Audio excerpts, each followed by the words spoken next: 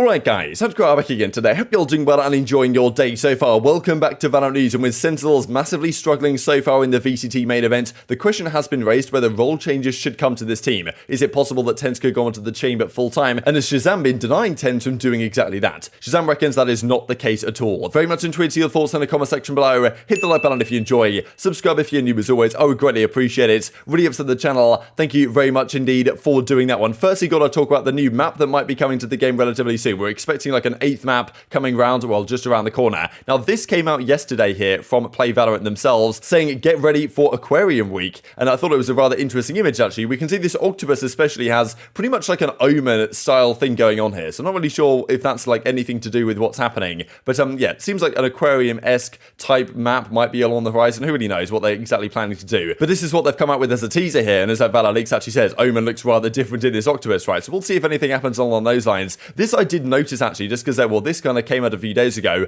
Map 8 teasers explains it's meant to be in Lisbon, right? And we can actually see in this image here on the far left-hand side, if I just kind of put it on the screen, that in the background of this tram, you can see some fish. It looks like they're kind of in an aquarium, right? So maybe that's kind of what's going on. Not really sure. Just trying to theorize. And really the theory we brought up the other day was the fact that, okay, potentially these, well, trams might actually be movable on the map. You can rotate between bomb sites by hopping on one of these. Who knows what they're going to decide to do? But yeah, potentially map teasers around that coming relatively soon. This just real quick from Precision. He was part of the TSM Academy roster. Of course, their main roster right now is doing rather well. I think in one of the qualifiers, TSM actually played TSM Academy, or maybe it was in a Mickey Mouse tourney or something just before that, but it was kind of funny to see the two teams come together. But, you know, since then, of course, TSM have gone on to do great things in the actual VCT main event itself, and like a rather good set on team, actually, to, you know, to secure themselves something around it, you know, top 3 seeding or something, maybe even better than that, to get through to the playoffs, and who knows what happens from there. So TSM seem to be back. Sentinels, though, well, it's certainly a different story. We'll see that here in a second, but Precision looking for new opportunities from their academy. This is also just to mention, right, because plenty of roster changes, but also role changes potentially going down. I think that's what a lot of people think that might need to happen with Sentinels, right? And who knows what 100 Thieves are trying. Of course, like, Derek's typically been kind of the Sova of this team, but Sova isn't always used, of course, nowadays. And as Mike says, you know, you're never playing Jet again in Scrim, so who knows what they're exactly planning. Doubt this was the case. But again, Jet right now, we looked at the stats just the other day in terms of the North American main events, that Jet is only picked on about 30% of maps right now, compared to the much higher percentage it used to be, and Chamber is now the 90% pick rate agent. So pretty much every team needs to really have a main Chamber player on their team. You look at a B-Dog, for example, and you look at a Yay, those are pretty much the top performing players. And even Turko, right, as we see right here in the European side, he's been the best performing player on Fnatic the first couple of weeks or so. He's at the full-time Chamber guy. Alfire as well. I still pronounced that wrong. You guys let me know how to pronounce it properly in the comment section below of a few videos ago, but I forgot what you guys said I'm going to pronounce it as, so like, let me know again. But anyway, cNed right here, Twistin, Nat as well, he was really good. But like, yeah, Turko was the best performing player in terms of ACS by a mile. Like, I mean, he is just a ridiculous KD of a 3.75 on the Chamber. Like, a good Chamber player will literally win you games. And teams need a good Chamber player, I think, if they want to be at the top of their game right now, especially in the way Chamber is currently played. And in North America, we see a rather similar story. Yay, B-Dog, the top 2 performing players at the kind of week by a massive margin, over 5 maps, a 1.37 rating. And both of these guys, a lot of the time, are of course using the Chamber. Yay is pretty much on it all the time. So the teams with the best Chamber players, they seem to be rising to the top. Optic, you know, Luminosity, these type of guys, and Sentinels down right now at 0 and 2. And they've got to really figure out who's actually going to run their Chamber, because it's definitely a slightly more passive agent. You can't play Chamber quite like you can play a Jet, but it does have similar abilities in that, okay, you can get out a jail free card effectively with the teleport situation, but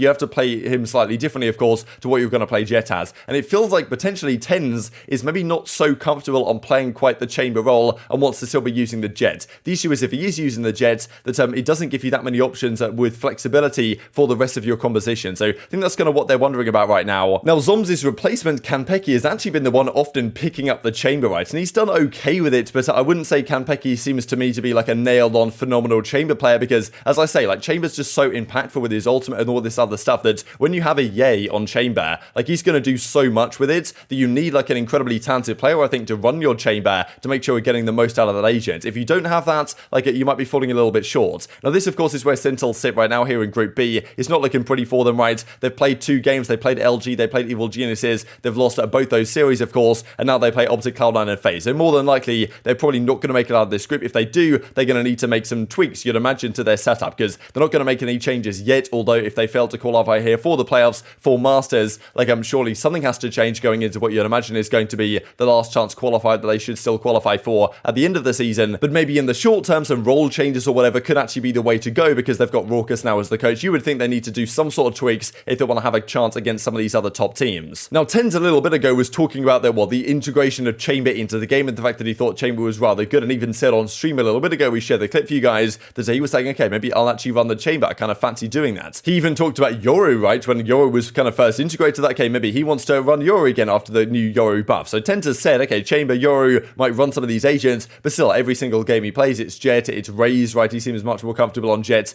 than he does on Raze, but of course, he's going to be the duelist entry guy, as you might expect. But still, potentially using his talent on other agents might be the way to go, but he hasn't really been doing it so far. So the question was raised to ShahZaM, really. Like, I mean, look, come on, ShahZaM, what are you doing? Why are you not letting TenZ run the agency he wants to run? But ShahZaM explains in this clip I'll share for you guys just now that, like, look, it's not me that's telling him not to run that, it's TenZ who doesn't really want to do it. So it's kind of interesting that TenZ has these thoughts on Chamber, the fact that it's really good, and even said not too long ago that he kind of wants to run it, but then when it gets to a game situation, it seems like ShahZaM isn't telling him not to use it, TenZ just isn't maybe so comfortable with that agent yet to actually use it himself. So ShahZaM is like, look, if TenZ wanted to run Chamber, I'd let him run the Chamber as kind of the IGL of the team, but he doesn't really want to use it or Yori or whatever in these type of situations. So I'll share the clip and let me know what you guys think.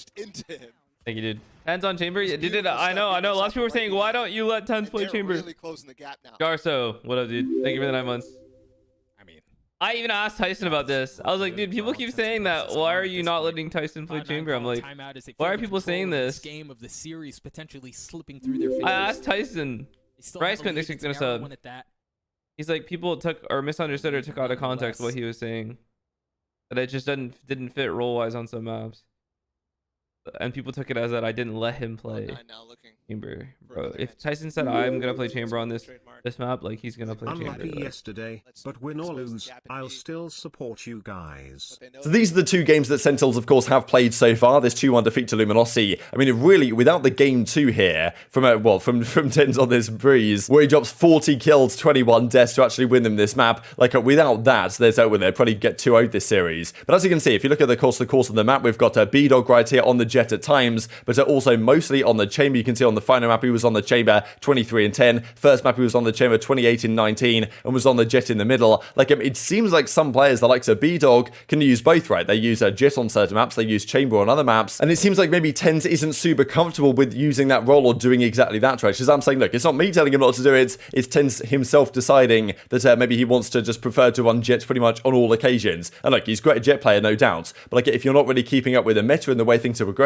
because cNed here was using the Chamber, but he's not quite the same Chamber player. As you can see, yes, he was still top fragging for Sentinels this game, but he's not quite a B-Dog or a Ye, for example. And Evil Genius is a very similar boat for them, right? Boostio was using their Chamber across the course of the series, 39 and 30, and on the other side, only cNed used it on one of the maps, again, not to great success. Here on the Icebox, cNed uses it 11 and 21, Boostio's 19 and 15, right? So the Chamber, as we've seen, is such a crucial part. And yes, Jet still can and is used, right? Your game mode, TenZ, of course, using it right here, but game 1 here on the Ascent, with, we've got TenZ on the Jet and no one's using it on the other side, and so it's not really working out right. So they've got to think about kind of developing the meta, I think, because other teams are plowing ahead of Sentinels in the way they kind of orchestrate their compositions, and I do think it's holding them back that TenZ is pretty much just, he's not a Jet one trick exactly, but he doesn't seem super comfortable yet on the Chamber, and I feel like if, he should be really good on that agent, right, if he can adapt his playstyle accordingly, and on certain maps, I think it's frankly going to be necessary. But definitely intrigued to your perspective in the comment section below on this one. Do you think this is a tweak they're going to have to make, or do you think the Sentinels' current composition can still make it work? But I think they're going to have to keep an eye on Optic and Cloud on these teams, and even the best teams in Europe, right? The likes of Turko and what he's doing out right now over on the Fnatic side, and thinking, okay, what exactly do we need to do, like, to actually make this team work? Because if TenZ is singing and he's firing off and he's hitting all the shots, like, that is effectively your win condition of Sentinels. Like, you need TenZ to go off. The way this team is structured, you need TenZ to do what he did in this series right here on this game 2 on Breeze and drop 40 kills if you want to win the map. Like, that is effectively the way Sentinels are set up. So if it takes making sure that TenZ has the tour de force in hand and can pop a 4K very easily, like, maybe that's exactly what it's going to take. So intrigued to your perspective, right? The other question of that was the Yoru situation, right? That really we haven't seen too much of. Like, when he was buffed back in February, now there was a fair bit of talk, okay, could Yoru actually,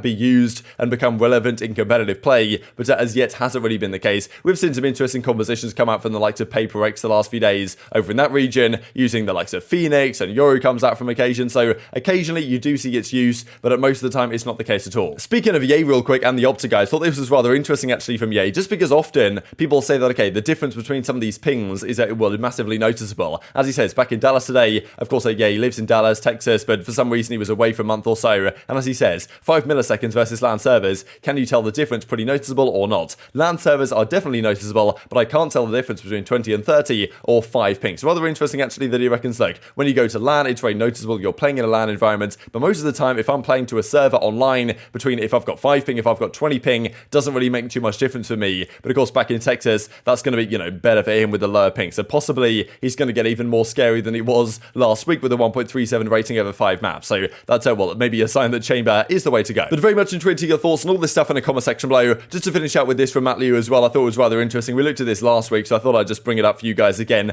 Effectively changes in, well, how everything is looking in terms of attack and defense win rate. So pretty interesting to me that some of these teams are strong on both sides. Like, I mean, there's no one really like super strong on both sides, but except their attacking round win percentage as 100 Thieves is incredibly good. But 100 Thieves, actually, their defensive round win percentage, 40-ish, 45-ish%, whereas their offense, they win like 65% of rounds. So kind of incredible. Their defense is worse than their offense, but the worst teams are going to find themselves in this side over here. We see the Guard right now with a very low attack and defense round win percentage. Sentinels right here, their defense, they win 50% of rounds, but their offense is very low, and that is the thing. They rely very heavily on these kind of first blood engagements that even in fairness, Chamber is probably better on the defensive side than the offensive side. So there is probably a good reason for doing what they're doing, but like their matches don't get any easier. They play Optic, they play Cloud9, they play FaZe, who's right next to them in fairness right here over the next few weeks. But very much enjoyed your thoughts in the comment section below. Hope you guys enjoyed the video. If you did enjoy it, hit on the like button, tell us your YouTube gods, this is a good video. Others like you should see it as well, and I've grown the competitive Valorant community. Thank you as always, take care of yourselves,